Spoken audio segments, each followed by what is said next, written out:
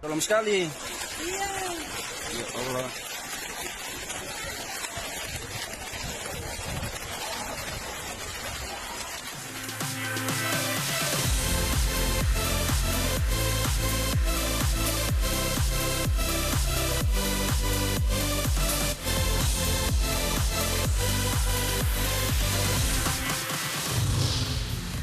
Selebgram dan Mojang Bandung hilang misterius.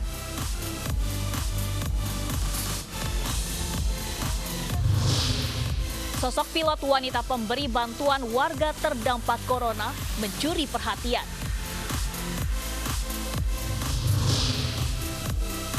Demi selamatkan sang ayah, seorang anak rela berduel dengan seekor buaya.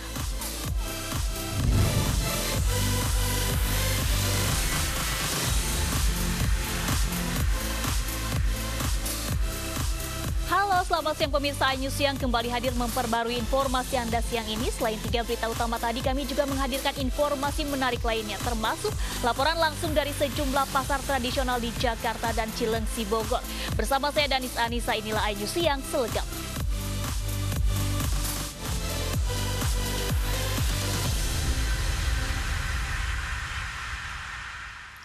Pemirsa, suasana haru mewarnai pemakaman Niki Chelsan dan Gibran Ahmad Ramadan, korban pembunuhan keduanya dimakamkan secara terpisah dari bapaknya di TPU kampung setempat. Pemakaman dihadiri keluarga dan kerabat.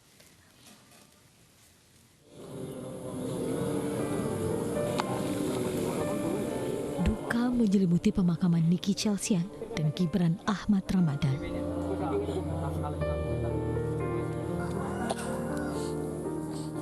Kedua anak ini dimakamkan secara terpisah dari sang ayah yang dimakamkan di kampung halamannya di kawasan Oleng Balaraja. Ya, tak ada yang menyangka dua bocah malang ini diduga menjadi korban pembunuhan ayah kandungnya sendiri. Jadi disangka saya mah kan bersatu aja, jadi cekcok di rumah tangga gitu, disangka saya mah nggak pisah gitu. Katanya sebelum Lebaran itu udah ada anaknya sama bapaknya, Lala di sini, gitu. Kerja juga diantar jemput sama keluarganya di sini, gitu. Rumah yang juga merupakan lokasi usaha pengepulkan barang bekas ini menjadi saksi atas tewasnya 3 penghuninya secara tragis.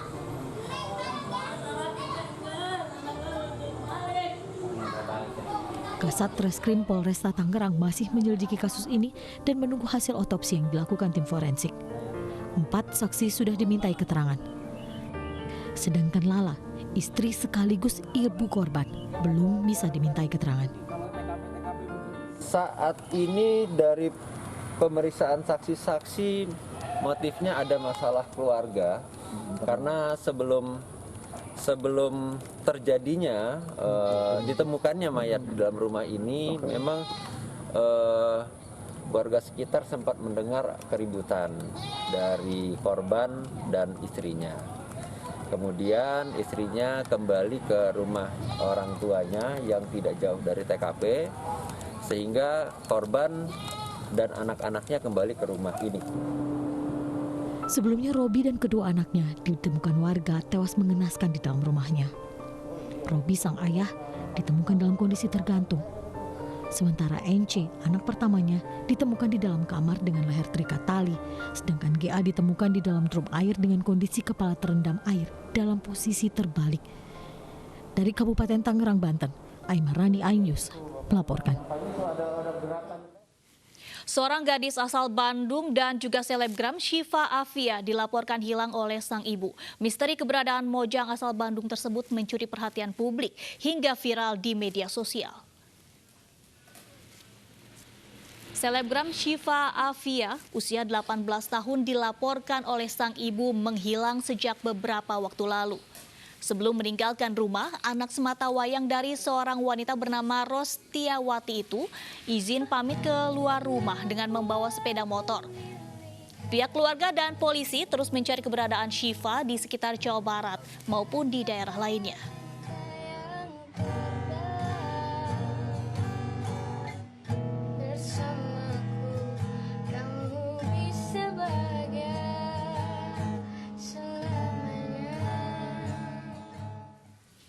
Pemirsa, kami mendapatkan informasi bahwa Syifa saat ini sudah ditemukan oleh pihak polisian dan kita langsung mengkonfirmasi kebenarannya kepada Kabid Humas Polda Jawa Barat, Kombes Polisi Sabtono Erlangga Waskito Soro dan Ibunda Syifa Ita Rostiawati melalui sambungan Skype. Kita ke Kabid Humas Polda Jawa Barat terlebih dahulu. Pak Erlangga, apakah benar saat ini Syifa sudah ditemukan oleh pihak polisian dan saat ini berada di kantor polisi?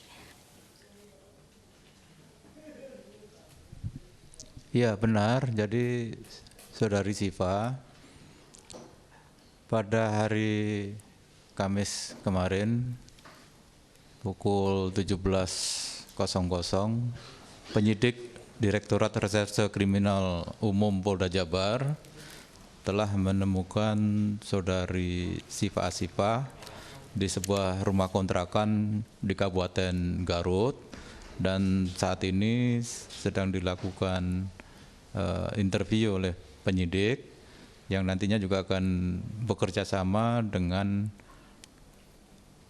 unit perlindungan perempuan dan anak Provinsi Jawa Barat untuk melakukan asesmen terhadap psikologis saudari Syifa. Pak Erlangga, untuk saat ini bagaimana kondisi Syifa sendiri?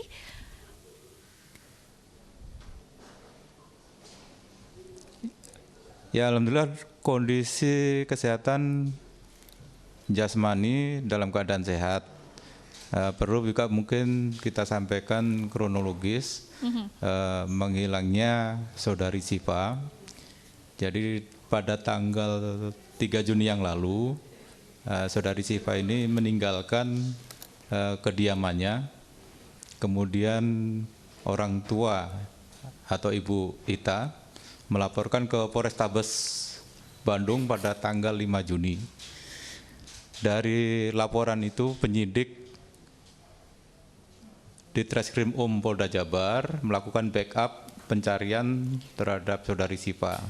Dari hasil penyelidikan ditemukan saudari Syifa ini kemarin pada tanggal 11 Juni 2020 pukul 17.00 di sebuah rumah kontrakan di Kabupaten Garut. Nah, hasil temuan itu saat ini penyidik sedang melakukan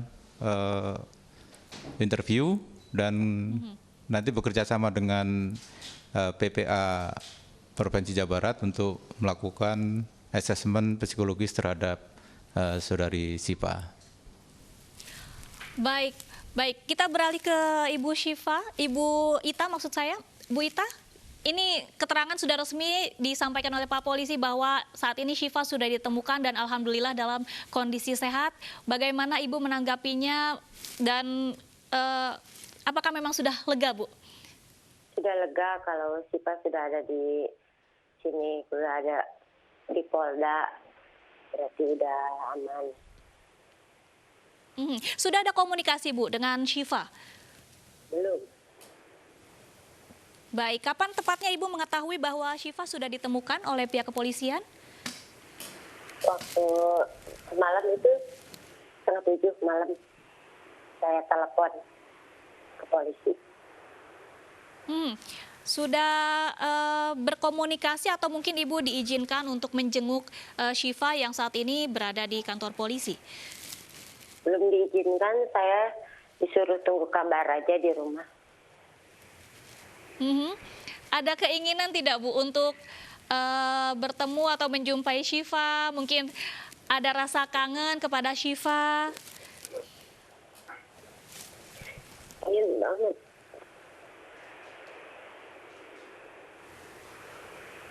Sangat rindu, Bu.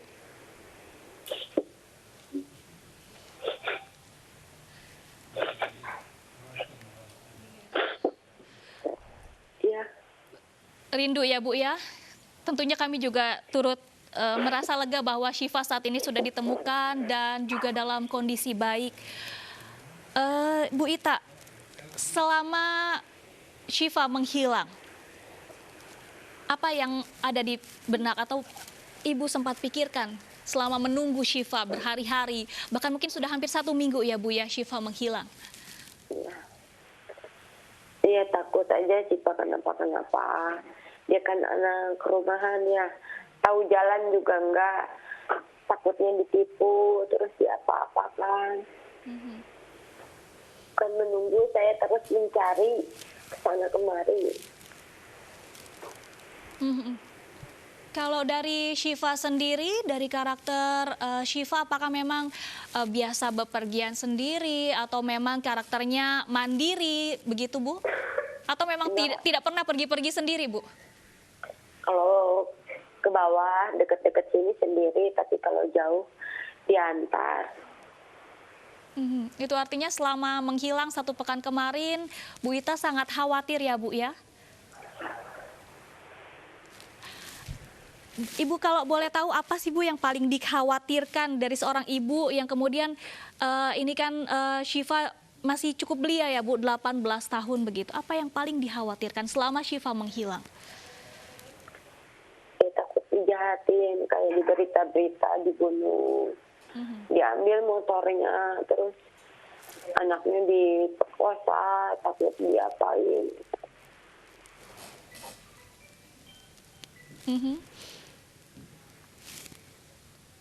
Baik.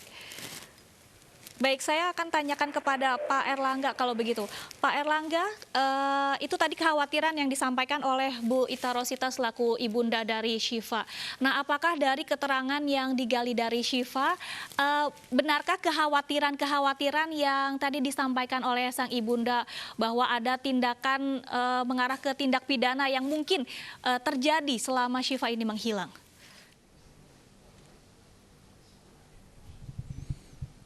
Jadi dari hasil interview kita terhadap saudara Syifa, bahwa yang bersangkutan meninggalkan rumah itu karena ada permasalahan keluarga dengan ibunya. Nah, meninggalkan rumah itu dengan kesadaran sendiri. Dan kondisi saat ini ditemukan, ya alhamdulillah dalam keadaan sehat, selamat, ya tanpa ada kurang suatu apapun.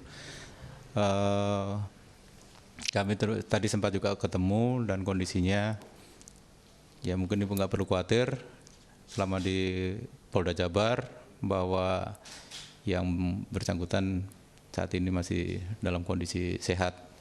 Namun memang karena ada permasalahan keluarga, makanya kami bersama dengan koordinasi dengan PPA Provinsi Jawa Barat untuk melakukan asesmen dan menjembatani sehingga baik orang tua maupun ibu dengan saudari Syifa ini bisa kita pertemukan. Itu artinya memang ada bantuan dari pihak ketiga atau ini murni Syifa meninggalkan rumah dengan diri sendiri begitu, Pak Erlangga? Atau mungkin ada pihak-pihak lain yang nantinya juga akan diperiksa? Ya, murni meninggalkan sendiri tanpa ada pihak lain yang baik. Tidak ada pihak ketiga.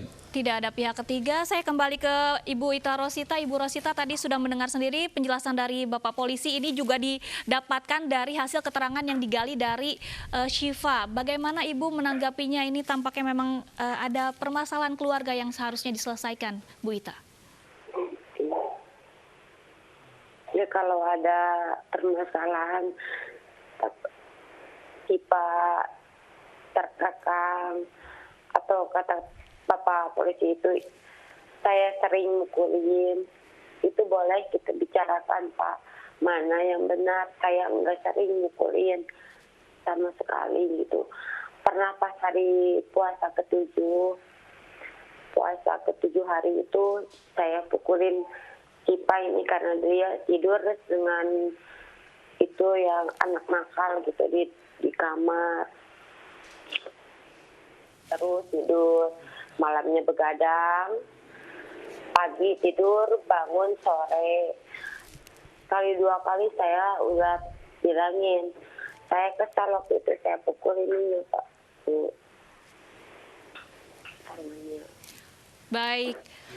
Baik, itu tadi penjelasan dari Ibu Ita Rosita selaku ibunda dari Syifa. Mudah-mudahan permasalahan keluarga ini segera selesai dan juga Syifa bisa kembali ke pelukan keluarga. Terima kasih kepada Bapak Kombes Pol Sabtono Erlangga Waskitoro, Kabid Humas Polda Jawa Barat. Selamat kembali beraktivitas. Dan pemirsa, seorang pencuri ditangkap polisi saat bersembunyi di atas lemari. Pencuri yang menjadi target operasi itu seringkali lolos dari kejaran polisi.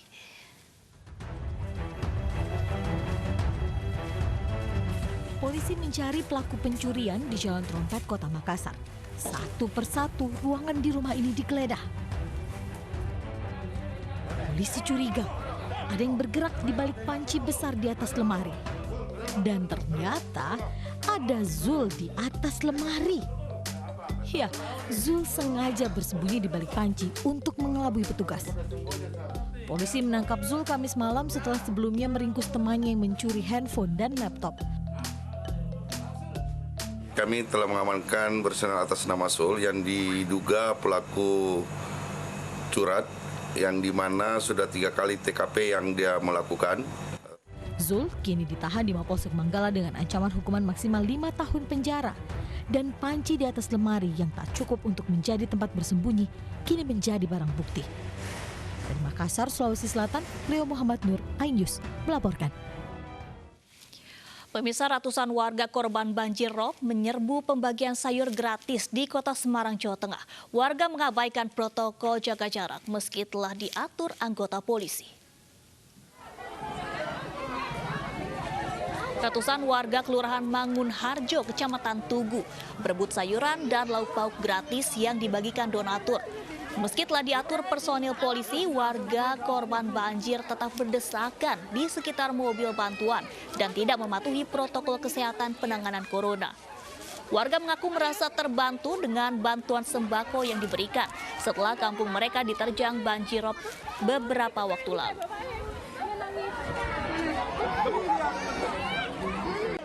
Sementara itu, pemirsa, banjir bandang menerjang 5 kelurahan di Kota Gorontalo. Sebanyak lebih dari 1.000 jiwa terdampak banjir dan saat ini mengungsi di sejumlah titik.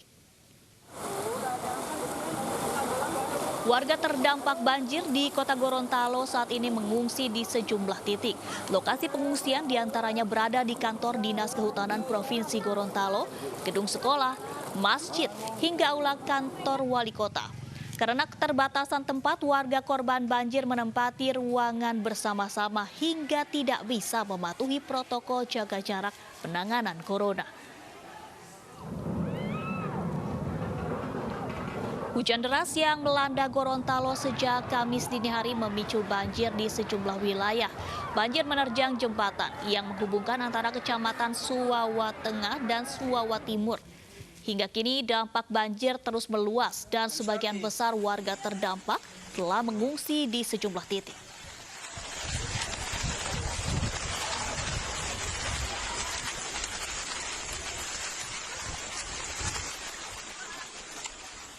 Masjid Sunda Kelapa, Jakarta Pusat membuka seluruh bagian masjid guna mengantisipasi banyaknya jemaah yang akan melaksanakan ibadah sholat Jumat.